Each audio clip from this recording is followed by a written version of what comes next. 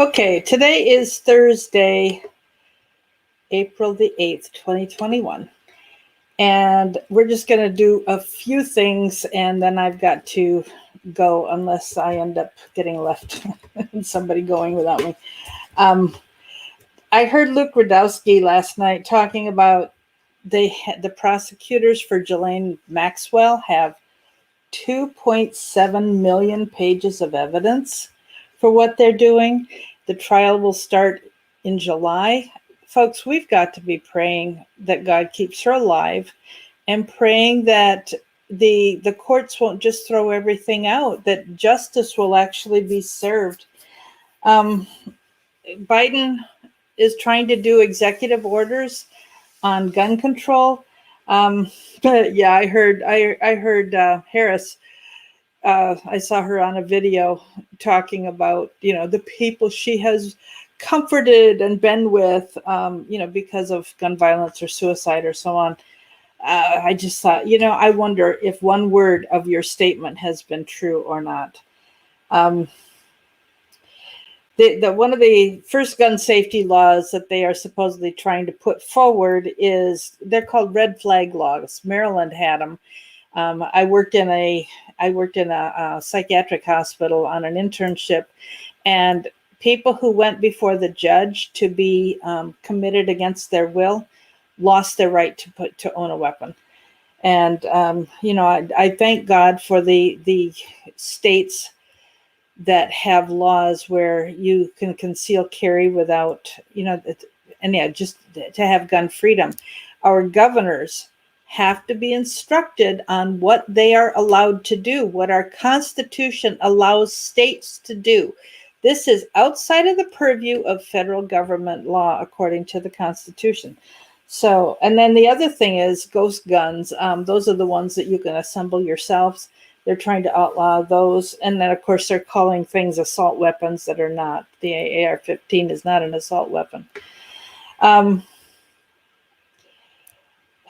Remember in 1956, Khrushchev said that we're going to take America from within, that they don't have to invade or fire a shot.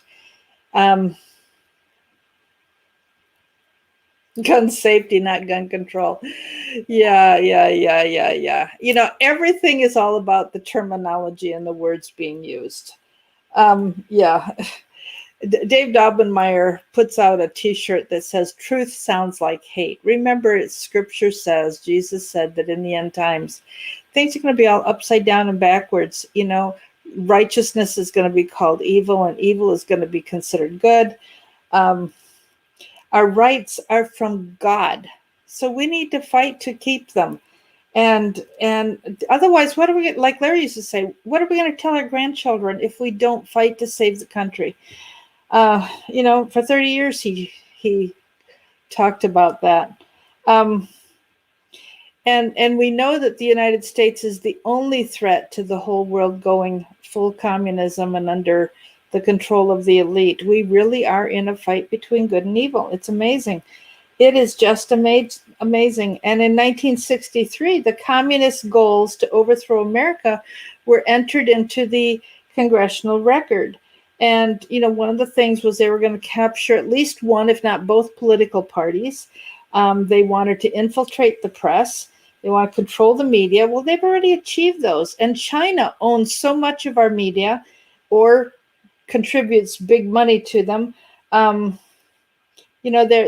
Wall Street Journal gets huge money from China. The Biden family gets big money from China. China has bought up so much of our land and so on. They control the Panama Canal. And we, as the older folks of this country, know and remember what socialism and communism did in China, in Russia. I mean, I heard it as a child growing up because the takeover was, I was born before the takeover of China, and you take away the guns and the millions and tens of millions that are killed. Over 100 million have died, maybe a couple 100 million have died around the world because of what communism has done to their countries.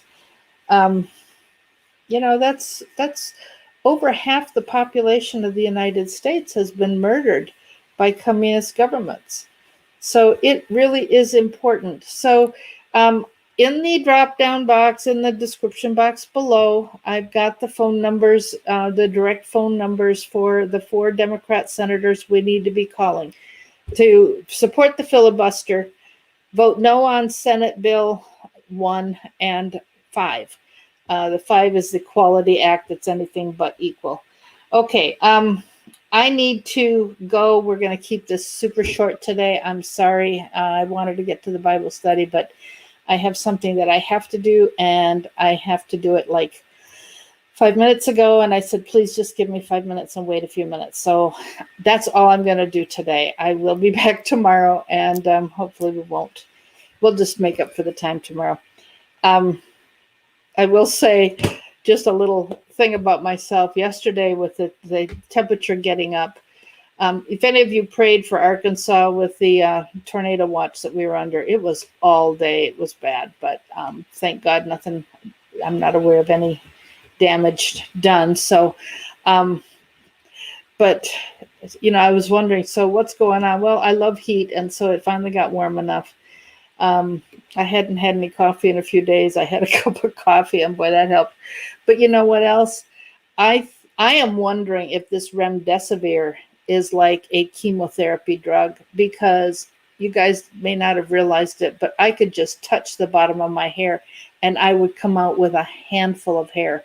I had twice as much hair before I got sick, and it is just falling out, and it's not, I'm losing a few, but not hands full. And it would be a handful more than once a day. I mean, I took a quart Ziploc bag to the doctor's office when I went and saw him a week or two ago. And I said, look at this bag. I said, I have lost all this hair in 1 week. And we talked about, what to do about it. And so I'm trying to do some of the things he recommended, and it seems to be helping. My hair's turning color pretty fast all of a sudden as well. So anyhow, that's just me, but I'm thankful. I'm very thankful to God for feeling like I'm finally over the biggest hump. I feel like my liver has just not been okay, and I'm doing my best to support that as well. So that's my personal update, and thanks for letting me share it with you. God bless you. We'll talk tomorrow. See ya. Bye-bye.